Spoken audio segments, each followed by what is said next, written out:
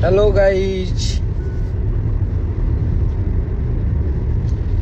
सभी को प्रणाम नमस्कार। कैसे हैं आप लोग? हमारे बहुत सारे भाई लाइव में जुड़ जाइए। और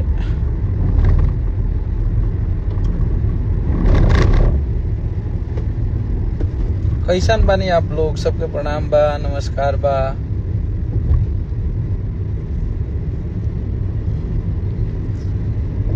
और आप लोग से ऐसे ही बतियावे खातिर बहुत सारा गाना के आप लोग प्यार देता नहीं जा, बहुत सारा गाना के आप लोग सपोर्ट कर रहल बानी जा। हर गाना हमनी के एक नंबर पे ट्रेंड करता, आप सबके हिट मशीन ट्रेंड कर रहल बाने। बहुत सारा हमार गाना लिखल के आप लोग बहुत सारा प्यार दे रहल बन जा, आशीर्वाद देता नहीं जा। तो यही तरी प्यार आशीर्वाद बनौले रही जा आप लोग। और हमारे भाई सब, वाह, लव यू सभी को। भैया आप ही का गाना बज रहा है, थैंक यू सो मच। आप लोगों ने हमारे गाने को अभी भी 2 नंबर पे ट्रेंड करा रहे हैं। आप लोग 7 दिन 8 दिन से 1 नंबर पे ट्रेंड करत रहा। हेलो गाइस, जब ना बनाई हम जिलावा वो गाना के आप लोग अहिरे के चलल बा, अहिरे के चली, ये गाना के भी बहुत प्यार देता नहीं जा। जान तहरा का जरा पर मर जाई का, कलकत्ता के लड़की काला जादू जाने लिसा। बहुत सारा जिया दीदिया ना दी तो दे दे अब हम, ये गाना के भी बहुत सारा प्यार देते नहीं है। तो आप लोग के बस प्यार आशीर्वाद। ये देखिए हमारे सतीश भैया हैं, तो बस आप लोग का प्यार आशीर्वाद बना रहे और आप लोग ऐसे ही प्यार आशीर्वाद बनाए रखिए हम सब पे। आप लोग के लिए बहुत बढ़िया बढ़िया गाना हमनी के लेके आवत है नहीं जा। और एगो विशेष बात खातिर लाई बहनी है कि हमनी के खेसारी भैया के जितना भी फैन पेज चलावे वाला हमार भाई बा लोग, जिन लोगों को बहुत बेइंतहा प्यार करते हैं, हम सब सभी हम लोग प्यार करते हैं। हिट मशीन के जितने भी फैन पेज चलाते हैं, इंस्टा हो, फेसबुक हो, यूट्यूब हो, उनके न्यूज बनाते हैं लोग, उन लोगों पे फेक स्ट्राइक भैया के ही किसी वीडियो को जोड़ के और उस पे स्ट्राइक दिया जा रहा है। तो आप लोग प्लीज इस चीज को रोक दीजिए। चाहे वो केहू होखी तो स्ट्राइक हमनी से ज्यादा केहू भी ना समझ में आवेला। तो जे भी हो ये चीज के रोक देवे के बा, ऐसे कि वो लोग फैन है, वो भैया का डाई हार्ट फैन है और भैया को प्यार करता है। वो लोग जीता है, मरता है, दिन रात वो लोग मेहनत करता है और उन लोगों के फैन पेज पे स्ट्राइक दिया जा रहा है। बहुत सारे उनके फैन पेज डिलीट होने के कगार पे हैं। किसी के 3 मिलियन फॉलोअर्स हैं, किसी के 2 मिलियन हैं, किसी के 1.5 मिलियन हैं और सब पे फेक स्ट्राइक दे के उन लोग के टेक डाउन कइल जाता। तो प्लीज भाई जे भी करता है ये चीज के रोक देवे के बाद और कोशिश करी जा कि वो खेसारी लाल यादव से कोई लालच से नहीं जुड़े हैं वो लोग। और भैया को वो लोग प्यार करते हैं। हमारे कोई भी गाने आते हैं तो दिन रात वो लोग मेहनत करते हैं। जितने भी हमारे हिट मशीन के चाहने वाले, उनको प्यार करने वाले फैन हैं, लाखों में हैं वो लोग। तो वो लोग बहुत परेशान हैं और उन लोगों पे आप लोग फेक स्ट्राइक देके उनके पेज को, उन लोग के इंस्टाग्राम आईडी के बंद करता लोग। तो चाहे केहू भी होई, कहीं से बक्सल ना जाई और एक काल हम इलाज करे वाला बनी।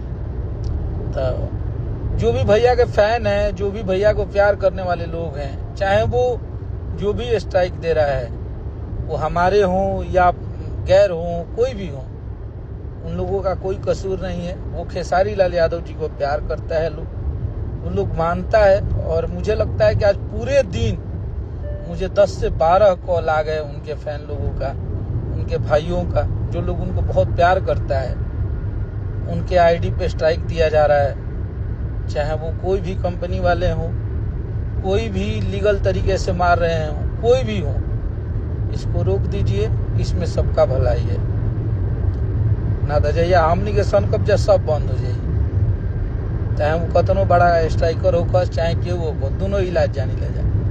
ऐसे हमारे लोगों को और हमारे खेसारी भैया के फैन को कोई भी परेशान ना करे। आज गाना बाजे लगल, आज गाना नंबर 1 ट्रेंड करता, आज सब जगह खेसारी लाल यादव लोग इतना दिक्कत हो गई। और जे भी भैया के प्यार करता आप लोग के साथ है हम लोग। और कोई भी वो स्ट्राइक कर रहा है, कोई भी आप लोगों के पेज को बंद कर रहा है, कोई भी आप लोगों को स्ट्राइक दे रहा है, तो हम आपके साथ हैं। आप हमें जरूर बताइए, प्लीज आप लोग ऐसा मत कीजिए।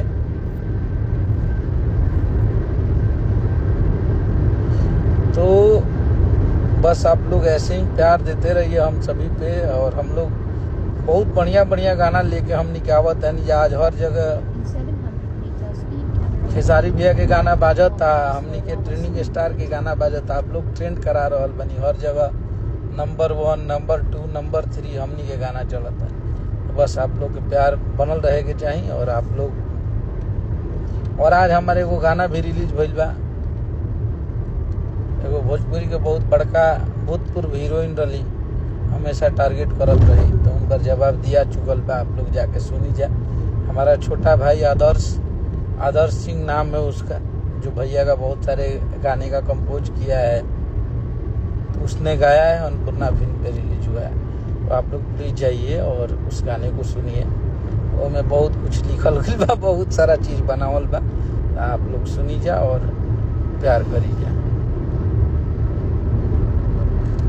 तो चलिए आप लोगों से फिर मिलते हैं। और जो भी हमारे भाई स्ट्राइक दे रहे हैं उनको मैं जानता हूँ, और किसके कहने पे ये सब किया जा रहा है। आप लोग मजबूर मत कीजिए कि कल लाइव आके मुझे ये बताना पड़े कि भाई आप हैं और आप हमारे लोगों को, हमें प्यार करने वाले लोगों को आप लोग परेशान कर रहे हैं। तो प्लीज, जो खेसारी भैया को प्यार करता है, जो उनको दिल से मानता है, उनकी हर वो चीज सोशल मीडिया के प्लेटफॉर्म पे डालता है, तो उसको आप लोग स्ट्राइक दे रहे हैं, उसके आईडी को सस्पेंड करवा रहे हैं। हमारे 3-4 ऐसे फैन हैं जिनकी आईडी सस्पेंड हो गई है, और वो लोग मिलियन में उनके फॉलोअर्स थे। प्लीज आप लोग रोक दीजिए, अच्छा रहेगा आप सभी के लिए। तो इस चीज के ध्यान रखे के बाद, वो लोग दिन रात मेहनत करते हैं, वो लोग हम लोगों से पैसा नहीं लेते हैं, ना हम लोगों से कभी बात करते हैं। वो लोग सिर्फ भैया के लिए जीते हैं और मरते हैं। प्लीज आप लोग इन सब चीज़ों को रोक दीजिए, ये बहुत गंदी हरकत है। और जिस वीडियो का राइट है वो सिर्फ खेसारी लाल यादव का राइट है, चाहे वो हमारे रील के वीडियो हो, चाहे वो हमारे ब्लॉग के वीडियो हो, या हमारे चलने की वीडियो हो। वो लोग उठा के डालते हैं और उस पर ये लोग अपना पर्सनल राइट दिखा के उस पर स्ट्राइक कर रहे हैं। तो प्लीज़ आप लोग रुक जाइए, इसमें सबकी भलाई है। और वो लोग हमारे अपने हैं, हमारे भाई हैं। तो कोई भी खेसारी भैया के जो भी फैन हैं, जो भी प्यार करने वाले लोग हैं, उनके आईडी को बंद मत कीजिए। वो लोग हमारे अपने हैं, वो लोग हमें प्यार करते हैं, हम लोगों से इमोशनली वो लोग जुड़े हुए हैं। तो आप लोग रुक जाइए, इसी में सबका भलाई है। नहीं तो कल सबका पर्दाफाश होगा और लाइव आएंगे और बाई नेम बताएंगे कि ये कौन चीज़ कर रहा है। वो हमारे भी टीम के लोग होंगे, तो उनका भी नाम इसमें जाएगा, इस लाइव वीडियो में। जैसे आज लाइव आए हैं, कल भी बताएंगे किनके कहने पे, क्योंकि उनको बहुत जल्द हम सामने लाने वाले हैं। उनको उठा के लाएं, प्यार से लाएं, हंसा के लाएं, लेकिन आप लोगों को सामने लाएंगे जो स्ट्राइक कर रहे हैं। प्लीज़ आप लोग रुक जाइए। और ये बहुत गंदी राजनीति है, ऐसा मत कीजिए आप लोग। वो लोग हमें बेइंतहा प्यार करते हैं, हम सबों को मोहब्बत करते हैं, खेसारी भैया को दिल से चाहते हैं। प्लीज़ चलिए आप लोग एंजॉय कीजिए। अहिरे के चलल बा, अहिरे के चली गाना के आप लोग बहुत इंस्टाग्राम पे प्यार दे रहे हैं। उसके बाद हेलो गाइज हम ना बनाई बबरी लवा, वो गाना के भी बहुत प्यार देता नहीं जा। बिगड़ जाए का कलकटवा के लड़की हंसे लुकाए जब फंसे के नहीं। सारा गाना के आप लोग बहुत प्यार देता नहीं जा, तो सब गाना के आप लोग सुनी जा।